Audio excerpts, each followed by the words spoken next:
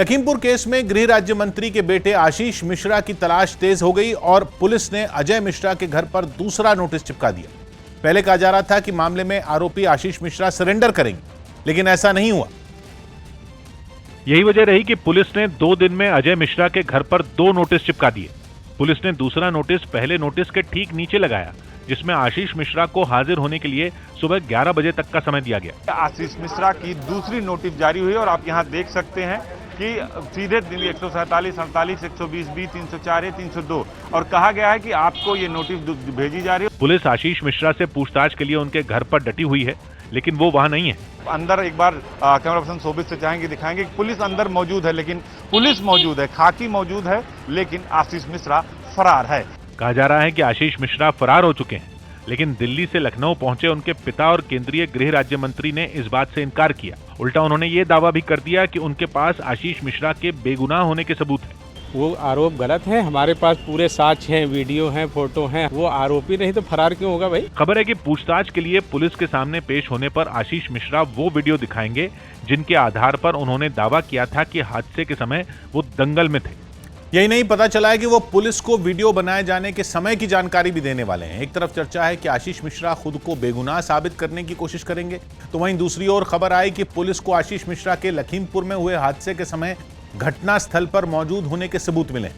चर्चा है कि पुलिस को आशीष मिश्रा के उस काफिले में होने के बारे में पता चला है जिसमें शामिल एक गाड़ी से कुचले जाने की वजह से 4 किसानों की जान चली गई थी।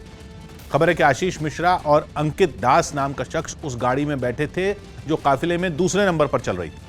पुलिस ने इन दोनों की तलाश तेज कर दी। कहा जा रहा है कि क्राइम ब्रांच को आशीष मिश्रा की पहली लोकेशन नेपाल और दूसरी लोकेशन उत्तराखंड में मिली और लखीमपुर खीरी की पुलिस ने नेपाल और उत्तराखंड की पुलिस से संपर्क किया है। उधर पीड़ित किसानों के परिवार से मिलने पहुंचे नवजोत सिंह सिद्धू ने लखीमपुर में अनशन शुरू कर दिया। उन्होंने ऐलान किया कि जब तक आशीष मिश्रा गिरफ्तार नहीं होते तब तक उनका अनशन जारी रहेगा। एक दिन पहले पंजाब के मोहाली से लखीमपुर रवाना हुए सिद्धू को यूपी के सहारनपुर में हिरासत में ले लिया गया था, लेकिन अगले दिन उन्हें इजाजत मिली और वो लखीमपुर में जिन लोगों की मौत हुई थी उनके परिवार वालों से मिलने पहुंचे। सिद्धू उस पत्रकार के घर भी पहुंचे जिसकी हिंसा में मौत हुई थी। वो वहां गए और एक चौकी पर बैठ गए और अपने अनशन की शुरुआत कर दी। आशीष मिश्रा की गिरफ्तारी के लिए सिद्धू ने मौन व्रत रखा। वो थोड़ी देर बैठे रहे और फिर लौट लेट गए। परिजनों से मिलने के बाद अब नवजोत सिंह सिद्धू यहाँ आ गए हैं और पत्रकार रमन सिंह के घर पे आ गए। उन्होंने मौन व्रत धारण कर लिया। विरोधियों के हमले के बीच लखीमपुर की घटना के बाद दिए गए अपने पहले इंटरव्यू में यूपी के सीएम योगी आदित्यनाथ ने 2 टूक कहा कि किसी भी दोषी को बख्शा नहीं जाएगा। न्यूज़ 18 से बातचीत में योगी लखीमपुर पर बेबाकी से बोले और आरोपियों पर सख्त कार्रवाई का भरोसा दिया। जब कानून सबको सुरक्षा प्रदान करने की गारंटी दे रहा है तो कानून को हाथ में लेने का अधिकार किसी को नहीं, चाहे वो कोई भी हो, चाहे वो कोई भी हो, मंत्री हो, उसका बेटा भी हो। मैंने कहा कोई भी हो, भले ही भारतीय जनता पार्टी का विधायक रहा हो या फिर विपक्ष का विधायक या किसी पद पर बैठा हुआ कोई व्यक्ति, हम लोगों ने इसमें कार्रवाई करने में कोई गुरेज कभी नहीं की है।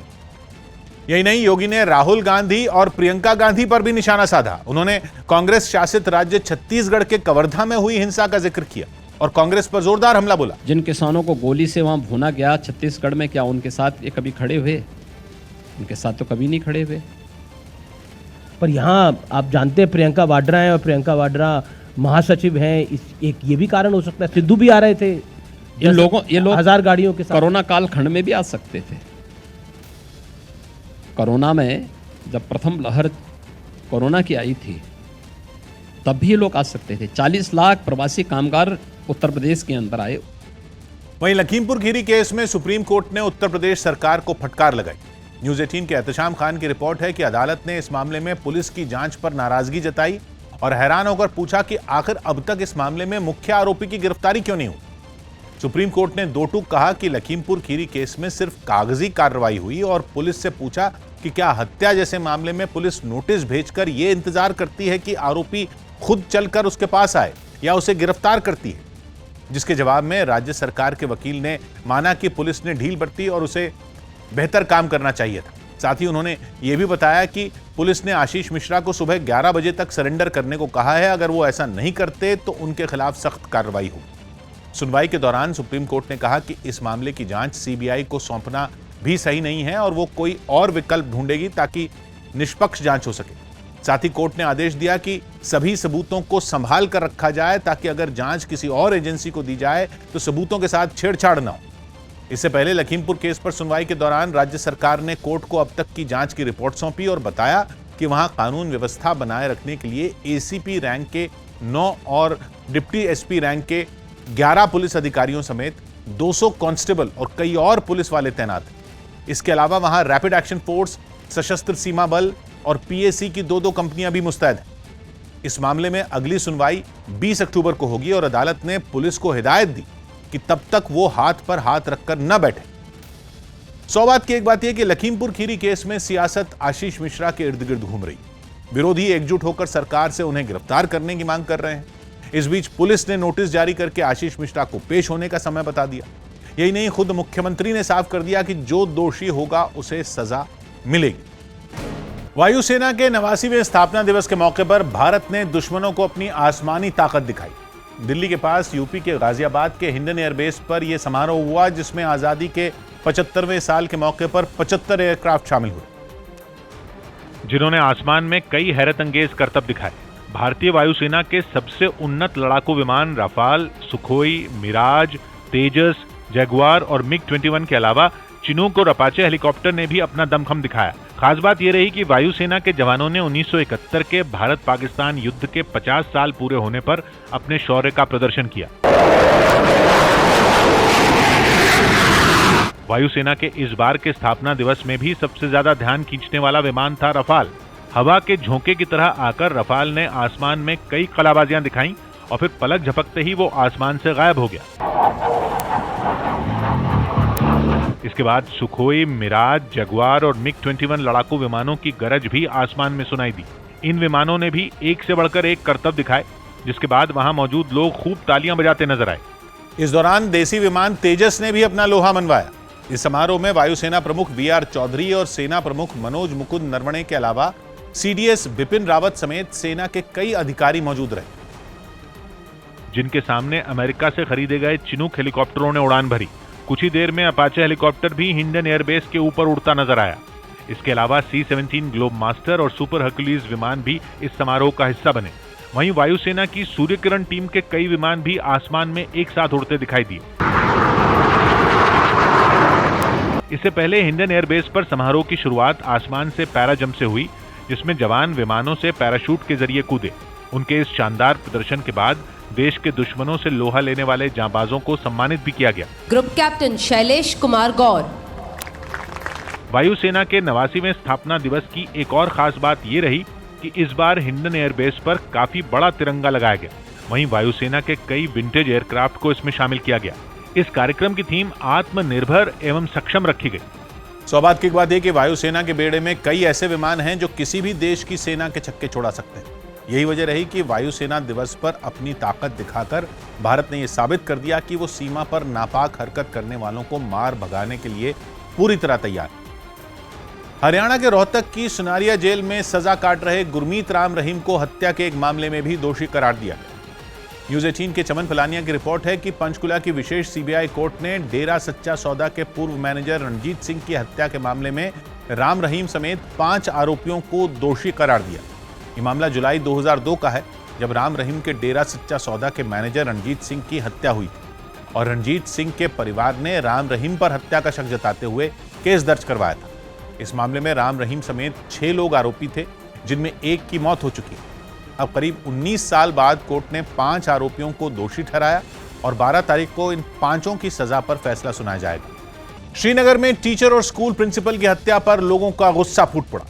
एक दिन पहले ही दोनों को आतंकियों ने स्कूल में घुसकर मौत के घाट उतार दिया था, जिसके बाद श्रीनगर की सड़कों पर लोग स्कूल प्रिंसिपल सुपिंदर कौर के शव के साथ निकल पड़े। लोगों का इतना बड़ा हुजूम सड़कों पर निकला कि दूर दूर तक केवल जुलूस ही दिखाई देने लगा। जुलूस में शामिल हुए लोग इंसाफ की मांग करने वाले नारे लगाते रहे। जुलूस में एक एम्बुलेंस भी चलती रही, लेकिन सुपिंदर के जनाजे को कंधे पर लिए कुछ लोग पीछे चलते रहे। आतंकी हमले पर कुछ ऐसा ही गुस्सा जम्मू में भी दिखा, जहां एक अहम रास्ते पर लोगों की भीड़ जमा हो गई। हाथों में तिरंगे लेकर पहुंचे लोगों में आतंकी घटनाओं और पाकिस्तान के खिलाफ जबरदस्त गुस्सा दिखा। पाकिस्तान पाकिस्तान कागजों पर नारे लिखकर भी बड़ी संख्या में लोग जुलूस में शामिल हुए।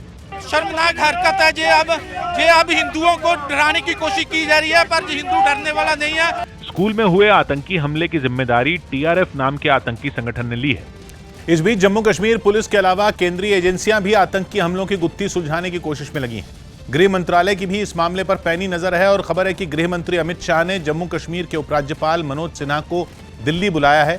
दोनों के बीच कश्मीर में हुए आतंकी हमलों पर चर्चा हो सकती है। वहीं सूत्रों के मुताबिक केंद्रीय जांच एजेंसियों ने श्रीनगर में चल रहे कुछ ऐसे मोबाइल नंबरों की पहचान की है जिनका ताल्लुक आतंकी साजिश से हो सकता है। ये ऐसे नंबर हैं जो लगातार पाकिस्तान के लोगों से संपर्क करने के लिए इस्तेमाल किए गए थे और ऐसे कुछ लोगों की भी पहचान की गई है जिनकी भूमिका आतंकी साजिश में हो सकती है। आतंकियों के षड्यंत्र की कड़ियां जोड़ने के लिए कुछ लोगों से पूछताछ भी की गई है और माना जा रहा है कि आने वाले वक्त में कुछ और लोगों को पूछताछ के लिए तलब किया जाएगा। 100 बात की एक बात यह कि आम लोगों को केवल धर्म के आधार पर चुन चुन कर मारना आतंकियों की कायरतापूर्ण कार्रवाई है, मानसिक दिवालियापन है जो किसी भी तरह से जिहाद का हिस्सा नहीं हो सकता। इसीलिए आतंकी संगठनों की इस दरिंदगी के खिलाफ लोग बेहद गुस्से में। दिल्ली के किरोड़ीमल कॉलेज के बाहर कांग्रेस के छात्र संगठन एनएसयूआई ने एक प्रोफेसर के खिलाफ जमकर प्रदर्शन किया। हाल ही में फिजिक्स के प्रोफेसर राकेश पांडे ने केरल के छात्रों के दिल्ली यूनिवर्सिटी में दाखिले पर सोशल मीडिया के जरिए विवादास्पद पोस्ट शेयर की, जिसका एनएसयूआई के कार्यकर्ताओं ने सड़क पर उतरकर विरोध किया। गुस्साए छात्र मेन गेट पर चढ़कर प्रोफेसर को कॉलेज से बाहर निकाले जाने की मांग करने लगे। उन्होंने खूब नारे लगाए। जब पुलिस ने उन्हें ऐसा करने से रोका तो वो कॉलेज के बाहर ही जमीन पर बैठ गए। हाथों में प्रोफेसर राकेश पांडे के पोस्टर लिए इन प्रदर्शनकारियों ने नारेबाजी जारी रखी। छात्रों में भेदभाव बंद करो, बंद करो, बंद करो। एनएसयूआई के कार्यकर्ताओं ने चेतावनी दी कि वो प्रोफेसर के इस्तीफे तक इसी तरह प्रदर्शन करते रहेंगे। ये माफी मांगे उन स्टूडेंट से, उन छात्रों से जो आने वाले इस देश का भविष्य है। हालांकि कॉलेज के बाहर किसी भी तरह का हंगामा न बढ़े, इसके लिए वहां पुलिस वाले तैनात कर दिए गए हैं। 100 बात की एक बात है कि किरोड़ीमल कॉलेज के प्रोफेसर राकेश कुमार पांडे ने हाल ही में फेसबुक पर केरल बोर्ड के छात्रों से जुड़ी एक पोस्ट अपडेट की थी जिसमें उन्होंने आरोप लगाया कि केरल के शिक्षा बोर्ड ने छात्रों को 100% मार्क्स दे दिए, जिस वजह से डीयू के अलग अलग कॉलेजों में कुछ कोर्सेज में इसी बोर्ड के छात्रों के दाखिले हो रहे हैं। बस इसी पोस्ट के बाद से विवाद बढ़ता चला गया और विरोध का दौर शुरू हो गया। हरियाणा के गुरुग्राम से हैरान करने वाली तस्वीरें सामने आई। वहां नमाज पढ़ने के विरोध में कुछ लोगों ने कीर्तन किया। मामला गुरुग्राम के सेक्टर 47 का है, जहां पिछले कई दिनों से खुले में नमाज पढ़ने के मुद्दे पर हंगामा हो रहा है। और इस बार तो कुछ लोगों ने इसके विरोध में वहां कीर्तन शुरू कर दिया। सामने आई तस्वीर में एक तरफ मुस्लिम समुदाय के कुछ लोग जुमे की नमाज पढ़ते दिखाई दिए तो उनके सामने ही हिंदू संगठनों से जुड़े कुछ लोग भजन गाते दिखे। इस अनोखे प्रदर्शन में ज्यादातर महिलाएं नजर आईं। इससे पहले इन लोगों ने हाथों में तख्तियां लेकर वहां प्रदर्शन भी किया। उन्होंने प्रशासन तक अपनी आवाज पहुंचाने के लिए खूब नारे लगाए। इस दौरान वहां बड़ी संख्या में पुलिस के जवान तैनात दिखे ताकि इस प्रदर्शन की वजह से इलाके का माहौल न बिगड़े। वहीं पुलिस ने मामले को जल्द सुलझाने का भरोसा भी दिया। लोगों को बताया है कि उनकी मांगे जो है वो आगे जिला प्रशासन के साथ डिस्कस करके और उसका समाधान जल्दी से जल्दी करवाया जाएगा। बताया गया कि हर बार के मुकाबले जुमे की नमाज पढ़ने के लिए वहां कम ही लोग जुटे। 100 बात की एक बात है कि गुरुग्राम में 3 साल पहले यानी 2018 में भी खुले में नमाज पढ़ने का जमकर विरोध हुआ था। उस वक्त जिला प्रशासन ने दोनों समुदायों की सहमति से कुछ सार्वजनिक जगहें तय कर दी थी जहां लोग नमाज पढ़ सकें, लेकिन पिछले कुछ महीनों से उन तय जगहों का भी विरोध शुरू हो गया। धरना प्रदर्शन के अलावा सोशल मीडिया के जरिए भी यह मुद्दा तूल पकड़ता जा रहा है।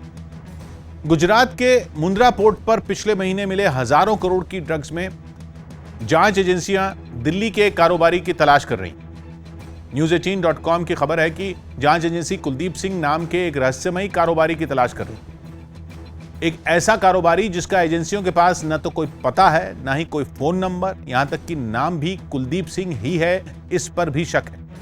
15 सितंबर को मुंद्रा पोर्ट पर 2 कंटेनर पकड़े गए थे जिनमें करीब 30,000 करोड़ रुपए के ड्रग्स थे। इस मामले की जांच बाद में नेशनल इन्वेस्टिगेशन एजेंसी को सौंप दी गई थी, जिसे पता चला था कि ड्रग्स का एक कंसाइनमेंट अफगानिस्तान से आया था जिसे हिंदुस्तान के एक कारोबारी तक पहुंचाया जाना था। हालांकि पुलिस ने एम सुधाकर और उनकी पत्नी को गिरफ्तार किया है, जो विजयवाड़ा में आशी ट्रेडिंग कंपनी चलाते हैं। यही वो कंपनी है जिसके जरिए मुंद्रा पोर्ट पर ये कंटेनर मंगवाए गए थे, लेकिन अब तक उस रहस्यमयी कारोबारी का कोई सुराग नहीं मिला है जिसके लिए ये कंटेनर अफगानिस्तान से भारत में पहुंचे थे।